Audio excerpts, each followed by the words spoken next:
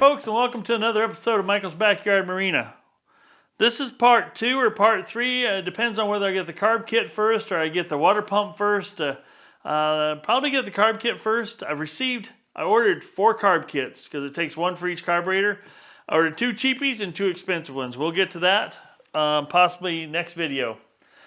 And because I'm still waiting on the good. I'm calling the more expensive one the good ones. But we'll take them out and lay them out side by side on my table over here, and we'll look at them later on. Right now, I want to focus on the gearbox. We drained the oil out. The oil looked fantastic, but the water pump is housed in this area right here. I'll be honest with you, I've never taken the gearbox off of a 50 horse before, and I'll get the opportunity. I'll get a chance. I'll get an opportunity to do that on both this one and that one. The other 73. This one's the 83 Evinrude.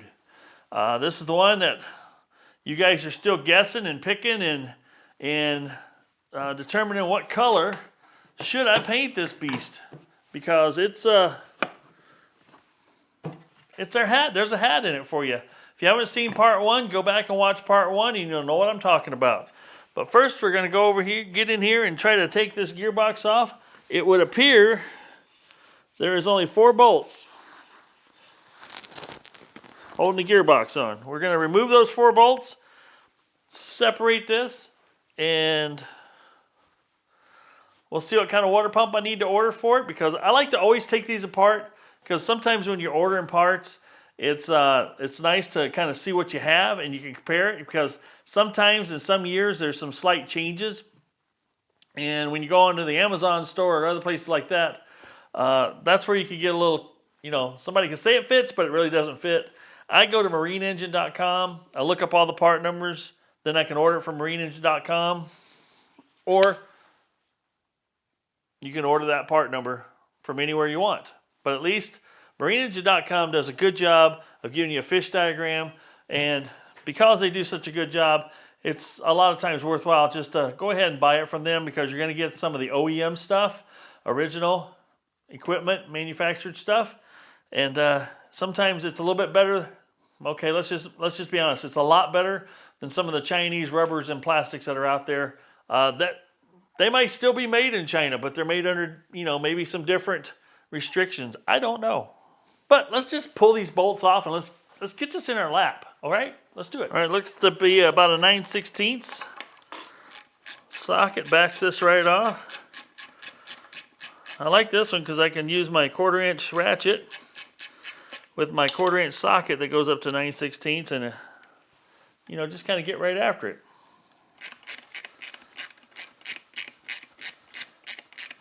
I'll flop this on over.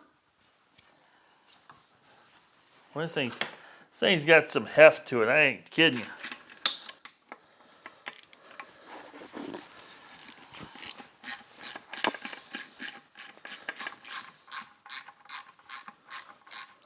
We got another one right under here. And this one here would appear to be of the 5/8 inch variety. I almost want to take this off, but I'm not sure I need to. We'll just see how this comes apart.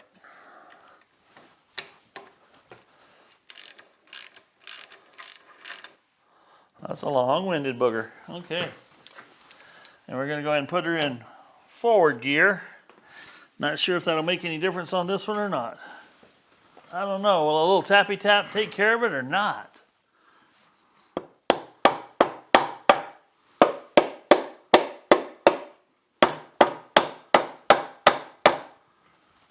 Well, that's bouncing like there's something still holding it. I'm going to go ahead and pull this piece off. There just may be a secret bolt underneath there. I don't know. Oh, actually that bolt holds something too. Not only did that other bolt hold something, this also held it too. Whoops. Reverse. See, that started coming out once I back this off.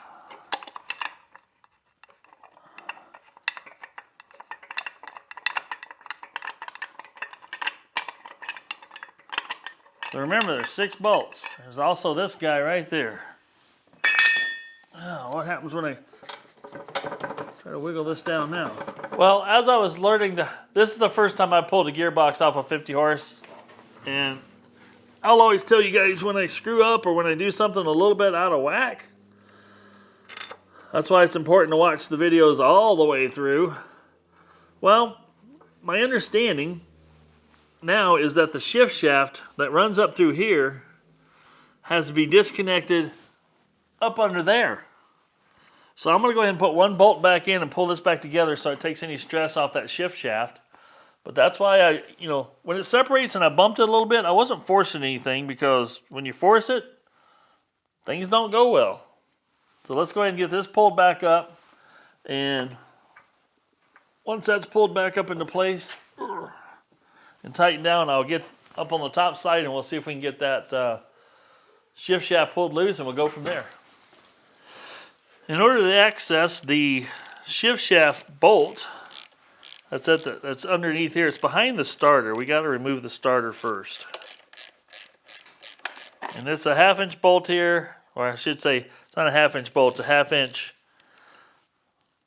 ratchet or socket I got to put on here, to get that off. And it looks like it's 7/16 maybe to get the starter wire off the starter.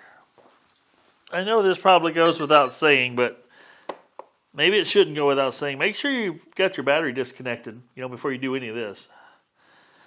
I realize some of you may be doing this while it's on the boat.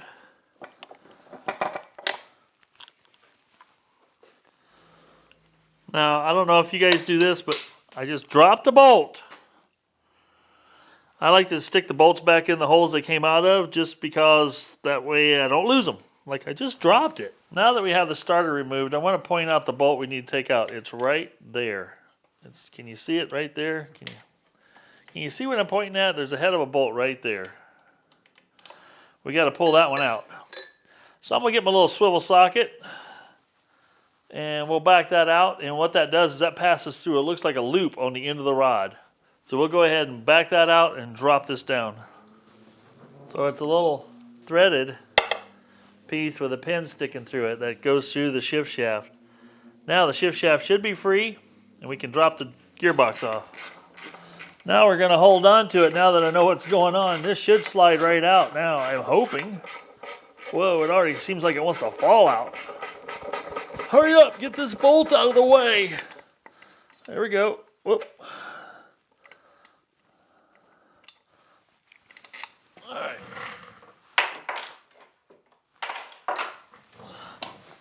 Wow, she just falls out now. Goodness gracious. Isn't that easy? Oh, there it is. Well, ain't that a sight to behold?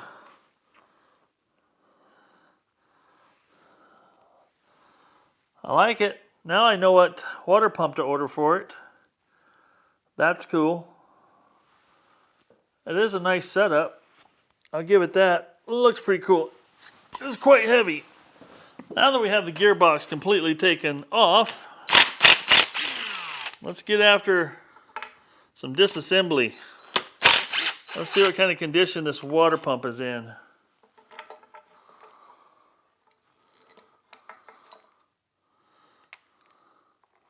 So this ties into the water pump tube. It's a guide. Got to make sure that goes on back in the right way.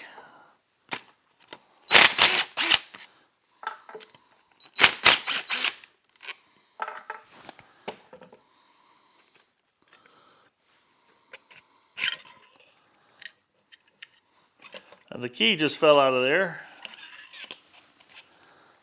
Be mindful of how this thing comes apart.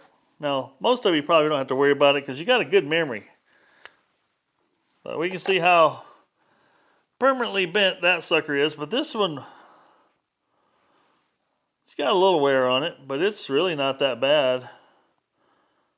It's not even weather checked. But I've got a new one coming with a new housing here. This, this all looks actually it's in pretty good shape. A new O-ring will go on here, and I've got a new plate. Everything looks pretty good under here. Here's your seal housing here. we're just going to leave that just like that for now until our new parts show up. I'm pretty happy with how this looks. It looks really, really good. Now the other issue that we have with this particular gearbox is the skeg comes right here and stops. And I don't know if this one, looks like there's a flat here. I don't know if this one came down straight, you know, and then angled up. Looks like it snapped off here and around here. I think I'm gonna have to put me a new piece on though. I'm pretty certain of that, but that's okay. I've got an idea how I want to do it, and I think I can do it to where it'll look pretty good and hopefully still be sealed up.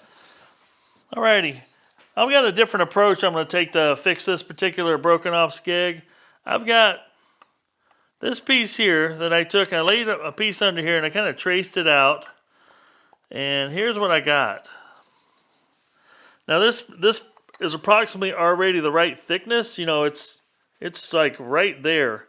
So I got to get this welded on really straight in order to get this thing to turn out right. But that's where I'm kind of leaning toward right there. The other one I did, I just cut it off straight. Now, the reason I'm going to do this one a little differently is because I want to protect some seals that are up in this area here. And I want to be able to, I'm going to basically kind of cold weld it with my spool gun, aluminum spool gun. And I'm hoping that'll work. We'll prep it, we'll grind it, grind this as a bevel, get this on here, and we'll start tacking it in place. That's what we're going to do next. But we got to do some prep work first. We got to get this paint off of here. We're going to clean up this face a little bit, not much, but we're going to make an angle on here on both sides. And then we'll grind this area, you know, basically almost to a knife edge here as well. So we can I want to get about as much 100% penetration in here as I can to get as much strength as possible. And then we'll blend her off. We'll blend it in, and then we'll repaint the whole thing. But I'm pretty optimistic that's going to work pretty well.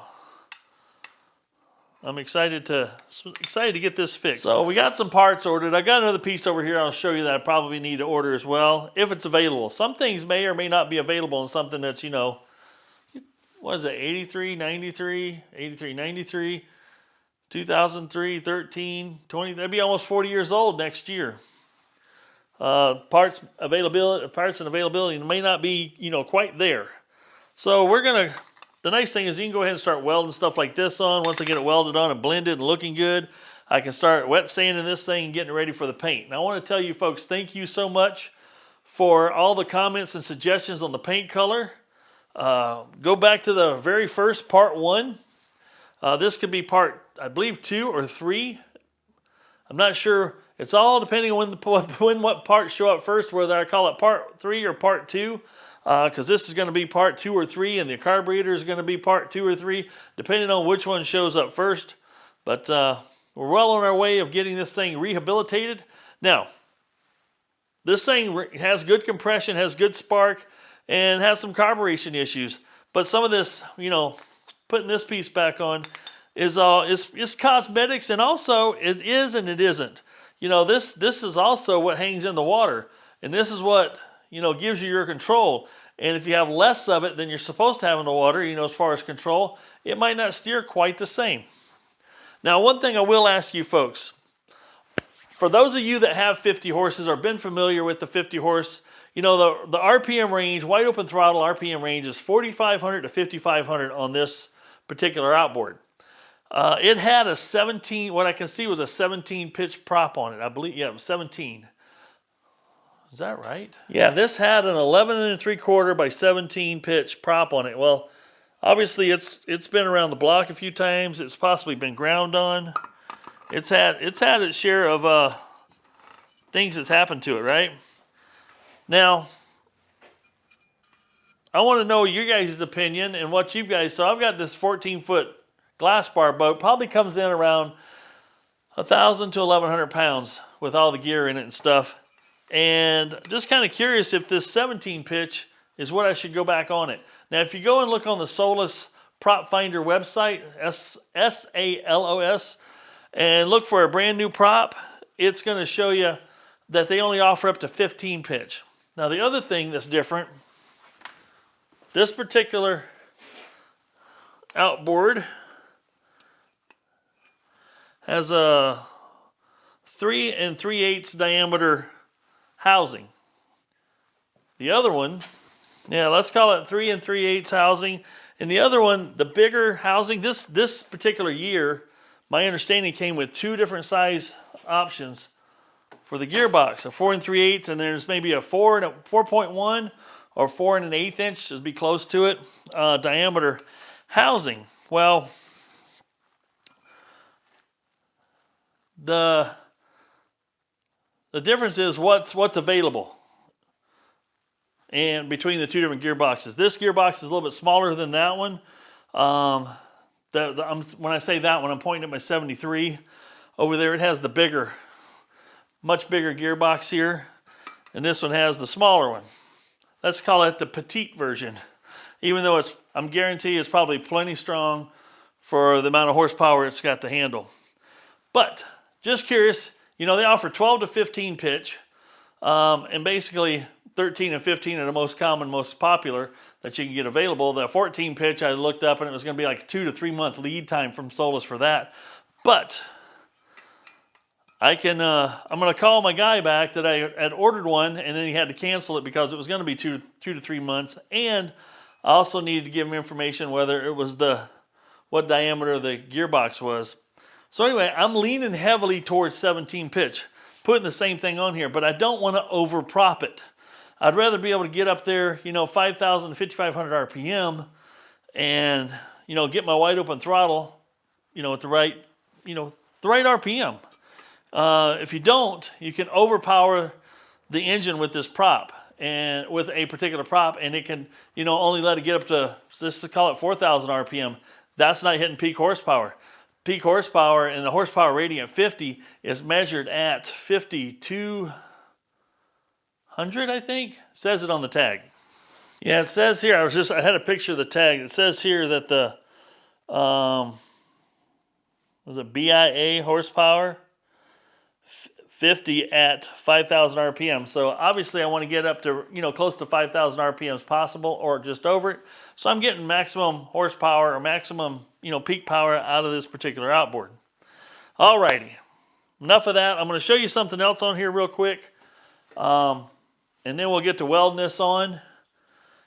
And because I got to see if I got to go inside and see if I got to order this particular part. Oh, thank God the DeWalt's are sturdy. Whew. I just rebuilt this one.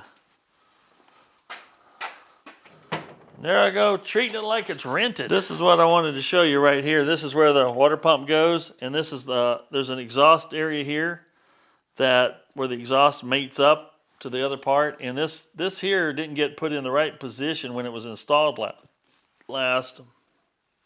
It got a little punched down, and well, I just don't like what's going on there. I'm going to see if I can get a new one. If not, well, let's just see if I can get a new one.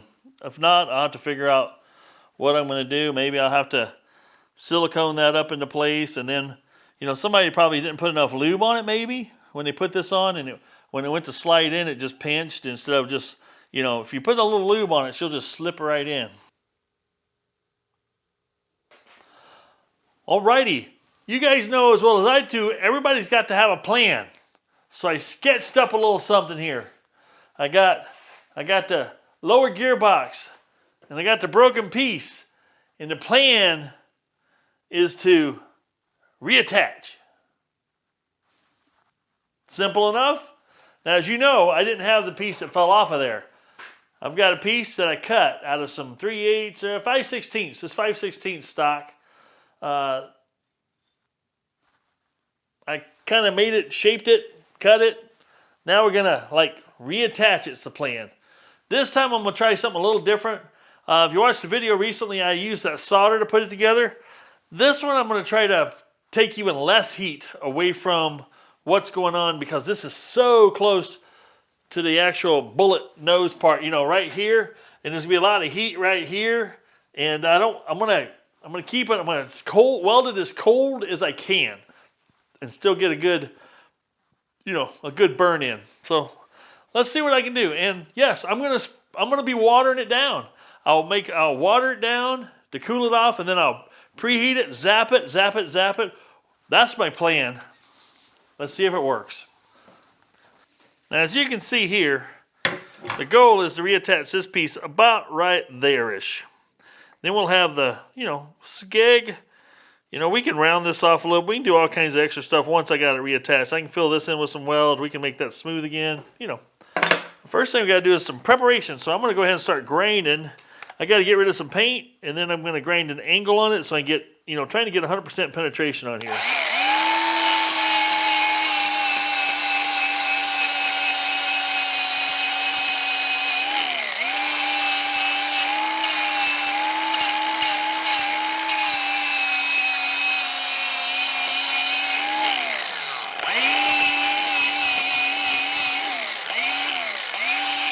Okay, paint gone. Now we're going to start carving into it a little bit.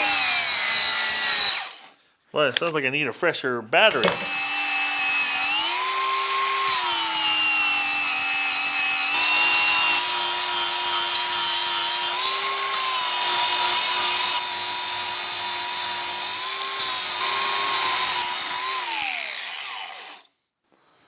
All right, we got that pretty well beveled. Don't fit anymore. All right, something about like that. Now we're going to go ahead and bevel this piece pretty well as well.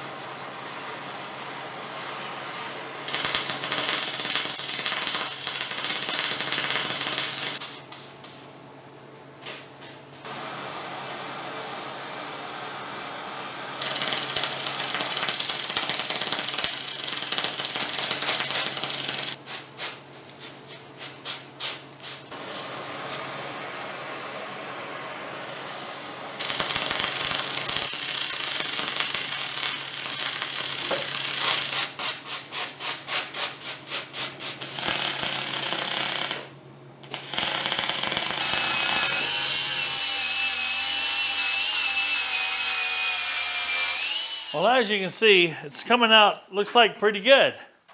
We're starting to get it down to where we're going to be blending here and here, and then we'll shape it a little bit more, and we'll just bring it right on back around. That's going to look fantastic. So I'm going to keep grinding my wireless version, of the grinders. I'm spent through both my batteries, 5 amp hour batteries grinding, so I'm going to go to my corded grinder and just get this thing done, and we'll be back when I'm done grinding.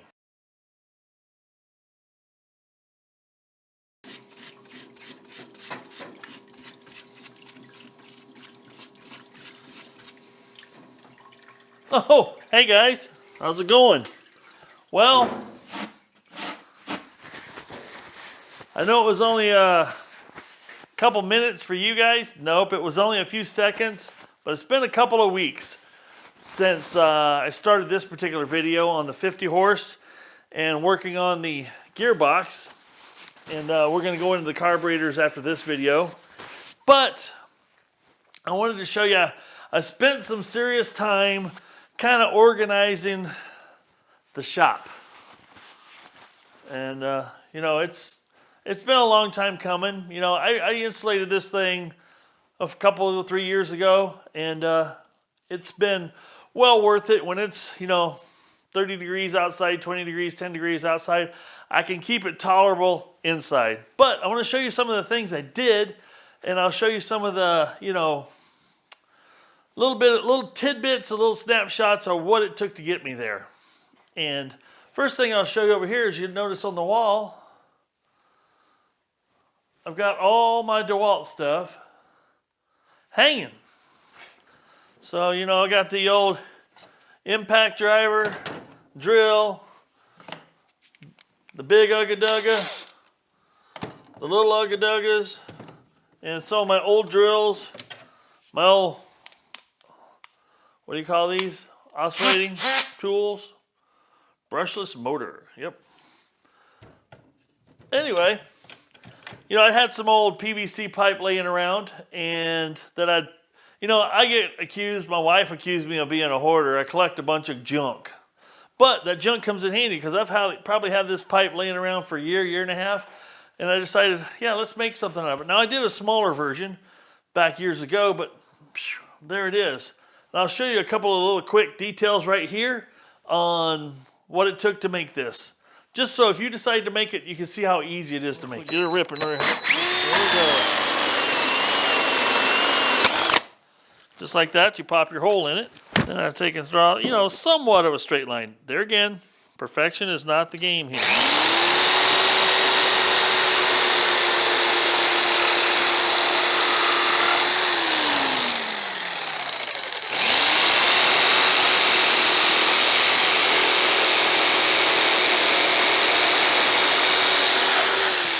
All done, you've got this tool will slip right in here and hang in there just like that. Then we'll fasten it up to a board and fasten that up to the thingamabobber, and we'll get it all done. Now I'm going to do this another 1, 2, 3, 4, 5, 6, 7, 8 times. Yep, 8 times. Dang it, that's going to take forever. All right, I'm going to keep plugging away at it, and I'll show you the results when it's all said and done. All right, now let's look at some other stuff that we've done here in the shop. I'm gonna spin you right round, right, baby, right round. I don't know, some song, something to that. So I've got, pick me up some pallet racking here. And there's, basically I've got 2 8-foot sections here that I put on the back wall. And I bought these 70-quart clear totes. Now, I wanna give you guys some advice on storage containers. Now, I know that when you go to the store and you see all these other people organizing their garages and they got these black containers with red lids or black containers with yellow lids or, you know, let's just say solid colors. It looks neat and organized, and good luck finding your crap inside those. I'm telling you that right now. I opted to go with the clearest clear I could get. These are made by Sterilite. And they are clear. I got stuff written on them. You bet I do. But I can also look right in them and go, I don't even read half the stuff that's on them. I can go, oh, there's props. There's some outdrive. There's some trim pumps.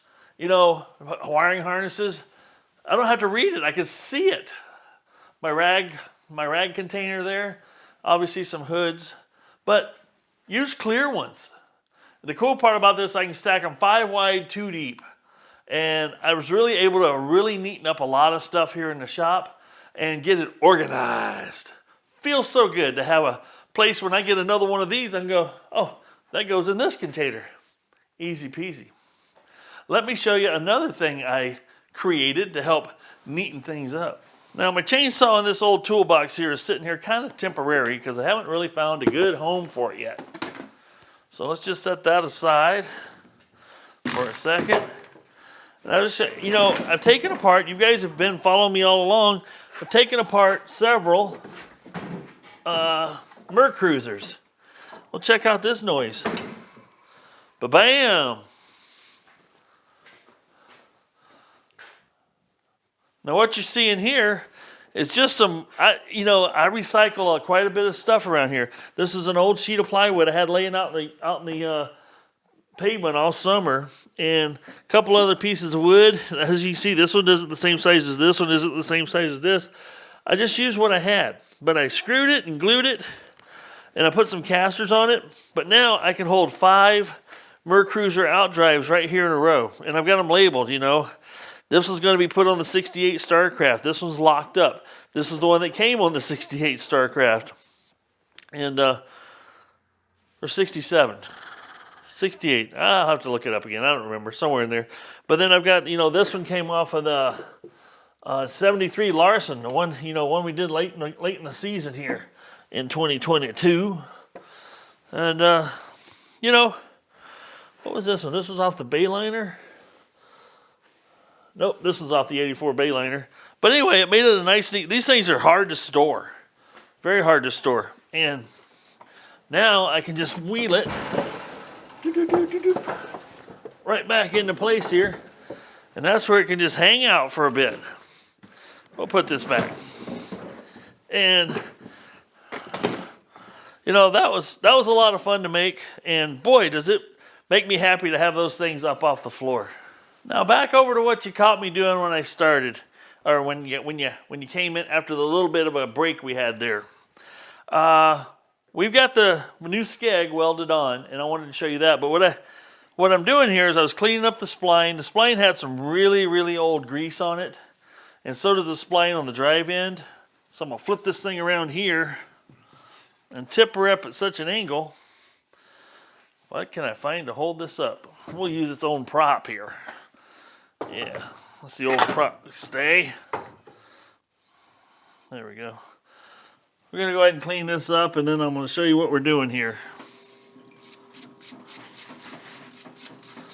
Now what you see me using here is my old portable solvent tank, I call it. I've had this, I built this probably over 20 years ago. Still got the same pump in it. I use this thing quite a bit for cleaning up all the greasy parts. Works really well. Cool part about it, being portable, is I can wheel it underneath something like this. Do my cleaning up. Shut her down.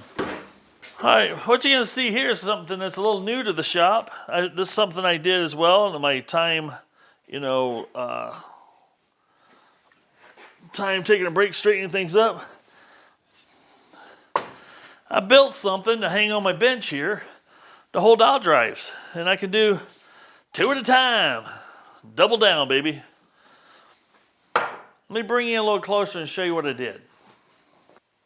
All right, what you're looking at here, I'll slide this one on over to the other side here for a second.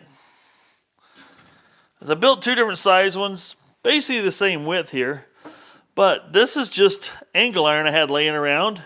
I cut it up, drilled a couple holes, bolted it together, but the unique part about it is I did this little pull pin situation here. Look at this. Just a regular receiver hitch. This is just your regular ball mount, I guess you'd call it, that you'd have buy at Harbor Freight, that you'd put your 1 7/8", 2-inch ball or whatever on.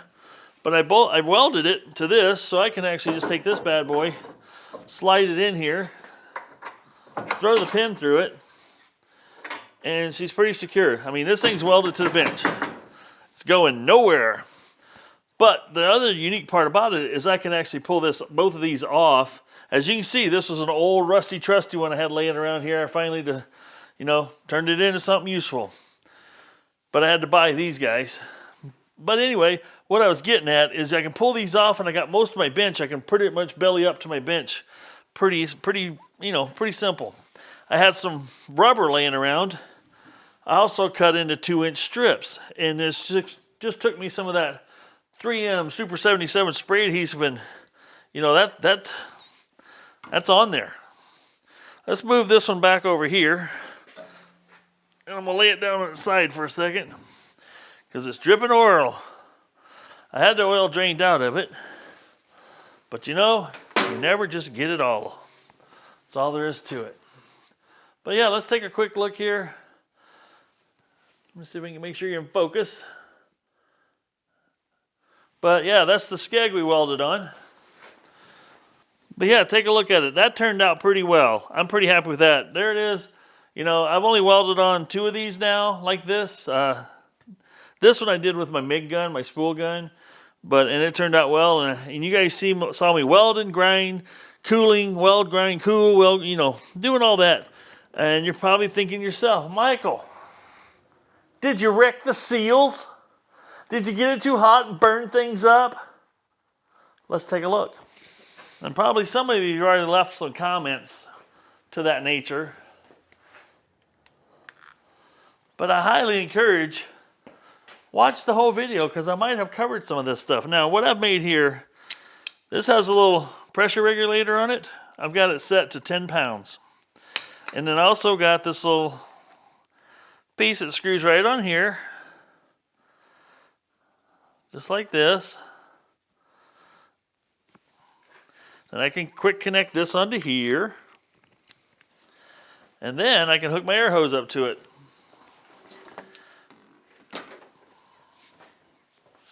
And that'll apply 10 pounds of pressure to this gearbox. Now normally I'd have this hanging down. I think I'll go ahead and do that. Let's see if I can let's just slide it right in here like this. Now the two places it's going to leak. Now before you guys go in there and start keyboarding away, yes, you probably should do a pressure test like I'm doing here, and you could also do a vacuum test. I currently don't have a vacuum test, so I'm going to rely on the pressure test. But right around this seal here, you can spray soapy water. Just spray it. Well, this sits in water, so you ain't going to hurt it. I got some Dawn dishwashing soap and soapy water, and you're looking for bubbles. I've got no bubbles. Awesome. Second place. Now, where we created and generated all that heat on both sides here, there's a seal that runs right around this outside housing here, and there's a seal here. And that's protecting everything from leaking out, right? Well, let's just spray some soap on it.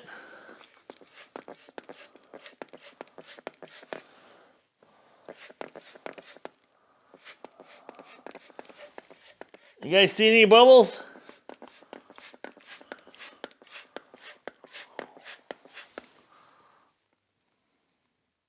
Bubble free, baby. She's still tight. Now, if I'd have ruined any seals in there, I would have actually, you'd have seen bubbles. I'd have cooked that seal enough that it probably would have just made some bubbles. And, you know, because of who I am and what I do, I'm going to sit there and check this gear oil. You know, first few outings, I'm going to change it. Just see how things are looking and going. But so far, I'm happy with that. The other thing I went and did is went ahead and put me a 6-inch vise on here. Same type of receiver hitch setup here. Pull the pin, I can take this off, and I can stick this in a trailer hitch if I want. But I've been wanting to do that for a while, and now I've got me a vise with a little bit of an anvil surface there. And actually I use that when I put these tubes back in the background here you seen earlier. I put those tubes in here to hold it while I drilled it and I sawed it. So it's just a few additions to the shop. You can hear it go psh, which is kind of nice. You know it's holding the air.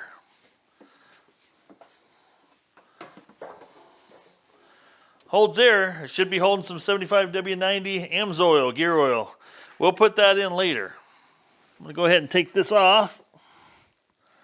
And we'll stick the plug back in for now. Pull this out so it don't drip everywhere. Just having this surface here to set this on is really, really nice. I'm first time using it, and I'm enjoying it like nobody's business. Now that we have all that sorted out, let's jump in here and let's just put this water pump back on, because once we put the water pump back on, we can stick the gearbox back in. And I won't waste your visualization time and your, you know, everybody's time is important to them, so I won't waste your time showing you how I put it back in. You saw me slide it out. It's just a reverse going back in. You just got to reattach this. Obviously, you put grease on here and an O-ring. And then you've got to put the starter back in on this particular model. Bring it here close. Let's put the water pump in and get her snugged up and get it ready to go back on.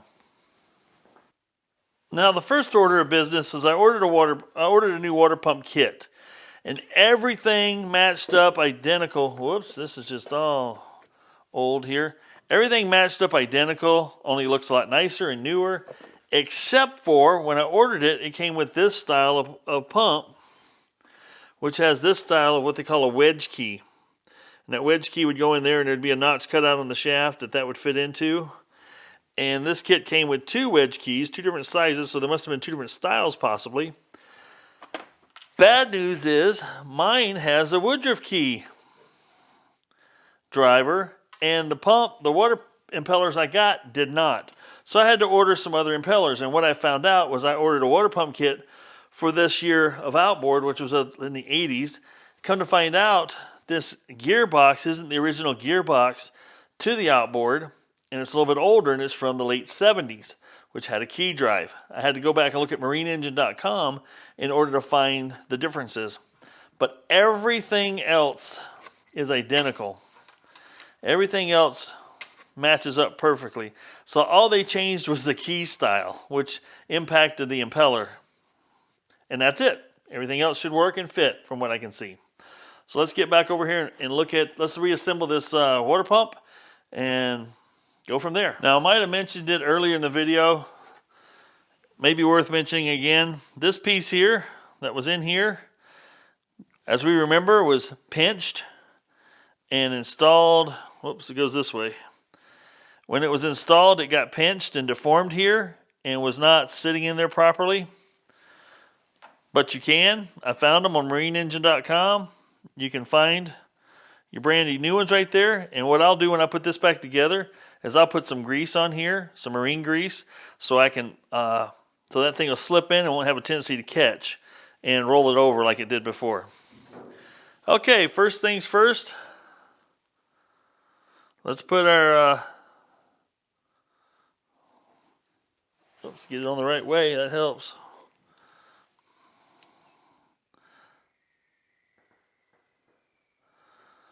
There we go, something like that.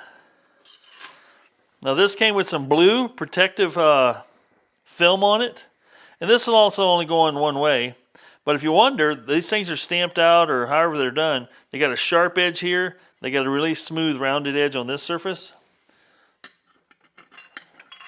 Make sure you put the smooth side up.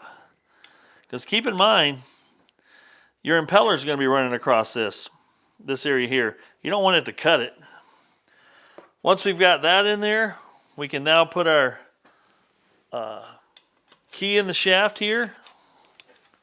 Where's my shaft? Where's my key? There it is. We'll put the key in it, and we'll drop the, oh, come on. Work with me, not against me. There, now we got the key in it. What's left to do next is to put the impeller housing on there. And this is where we'll get the old marine grease out, and we'll lube this up and we'll get that down on there.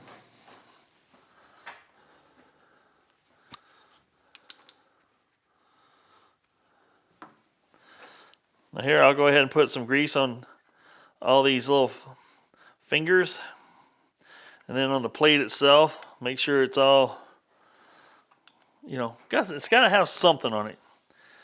You don't want it started up dry. You're always going to start it up in water or with muffs on. This just gives it a better fighting chance. And keep in mind, these surfaces here also make contact with the impeller. So we'll go in here and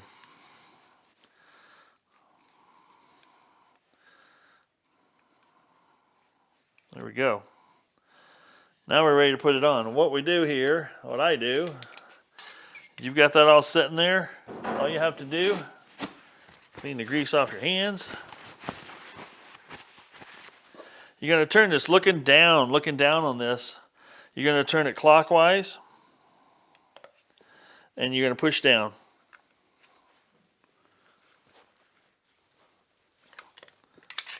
Really, that's what I'm going to do. I'm really going to do that. Well, why does this keep wanting to fall out?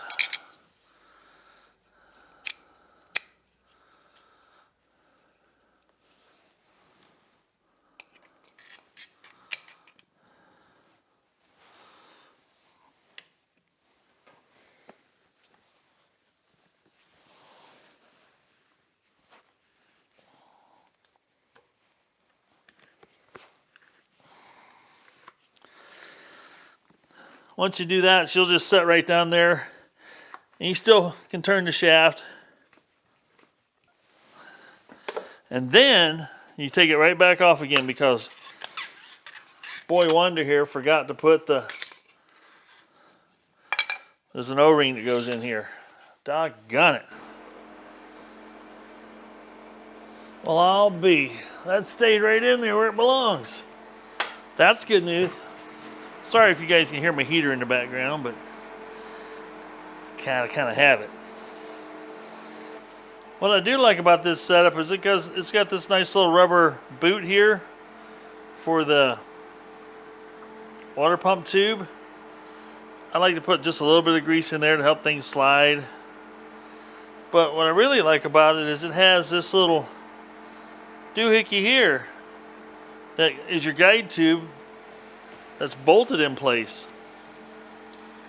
You got your two bolts that hold everything together, which I think is kind of nice. And then we got this other little guy here, another seal that goes in right behind here. You probably can't see that one, but it just sits right over there. It's a nice setup, but that's how simple it is to put a water pump in this guy. And we'll just tighten these bolts down and everything will be happy. Alright folks, we got the water pump back installed. We're ready to put the gearbox, reattach it to its power head, and then we can go after the carburetor, because if you remember right, when this video or this series started, excuse me, we had the guy told me that it would hit up to the primer bulb every now and then at high speeds just to get the thing to keep up. And so that leads me to believe that there may be some carburetor issues. We have 4 carburetor kits for 2 carbs.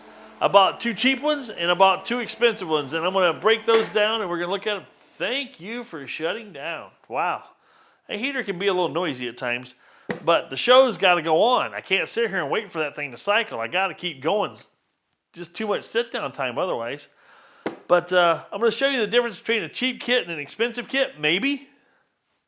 We'll see. But I'm really pleased how this gearbox turned out. You guys, don't be afraid to leave your comments down below. You know, want to definitely remember to put gear oil back in after I've done all this, because to forget to do that and take it out of the water would be a tragedy, because it will toast this gearbox like that. Putting 50 horses to a prop, it's a lot of pressure. With no lube on the gears, they won't last long. I appreciate you guys coming along for the journey. This has been fun. We're going to be doing more and more and more. I got content all around me. We got stuff that we can work on. Yep, plenty of it. So right here, what you see, can you see that right there? And you can probably see a little bit of this right here. And what this is this is an old 18 horse fast twin. We're gonna take 2. I had one that I bought for 90 bucks, and I had one that Badger Bob, he's a longtime viewer, leaves comments down below. Great guy. Donated this power head to me. It don't have any of the electronics on it, but I have all the electronics on the other one that I bought for 90 bucks that I brought home, stuck in the tank, and it ran. But the head was shot. The compression was way out of whack. This thing has great compression. So we're going to take the 2 and bring them together and make one really good 18 horse fast twin. So that's coming up in the future too. We're going to be putting the big secret back together. There's just a lot coming up. So stay tuned. Keep watching. Don't forget to hit that thumbs up. Don't forget to subscribe if you haven't already subscribed. Doesn't cost you anything. Just click, hit the notification bell. I probably don't say that often enough in my videos. And I'm just trying to grow the channel, keep gaining some subscribers, keep gaining viewership. And, you know, like I've said before, some of the best people in the world are the people that watch my channel. They leave some awesome comments. And yes, every now and then I am going to work on a car. I'll work on a snowblower. I'll work on a lawnmower. Bottom line is, I appreciate y'all watching. We'll see you on the next video. And this is Michael saying, if it ain't broke, fix it till it is. And just make the world a better place. Let's keep this old stuff running. Yep, that's what I like to do. It's fun.